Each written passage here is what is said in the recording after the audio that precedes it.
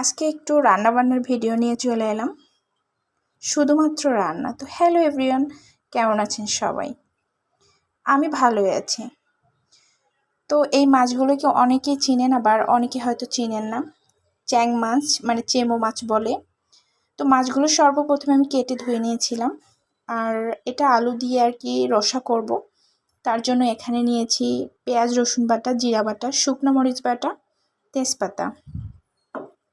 তো সর্বপ্রথমে আমি মাছগুলোকে হলুদ লবণ মাখিয়ে ভেজে নিব। তার জন্য কড়াইতে এবার তেল দিয়ে দিব। কড়াইতে এবার তেলটা দিয়ে দিব। মাছগুলোতে আমি হলুদ লবণ মাখিয়ে নিয়েছি, শুধু তেলটা গরম হওয়া পর্যন্ত আর কি অপেক্ষা করতে হবে।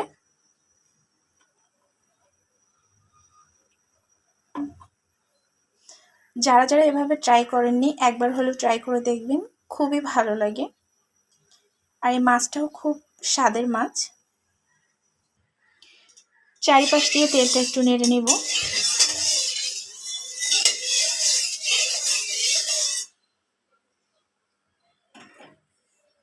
এবার মাছগুলো দিয়ে দিব।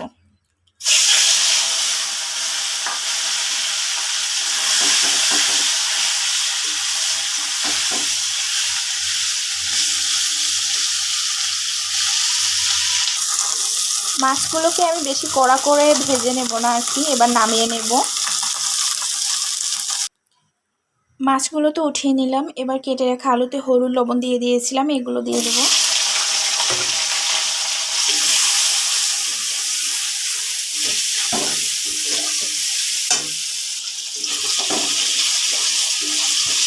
আলুগুলো কিছুক্ষণ এভাবে নাড়তে থাকবো আর কি। তারপরে মশলার পেস্টগুলো দিয়ে দিব।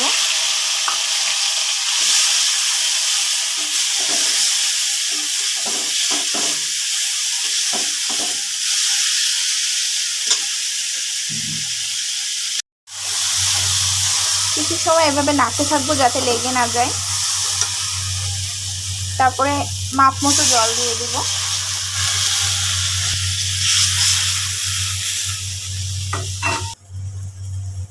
এবার ভেজে রাখা মাছগুলো দিয়ে দিব।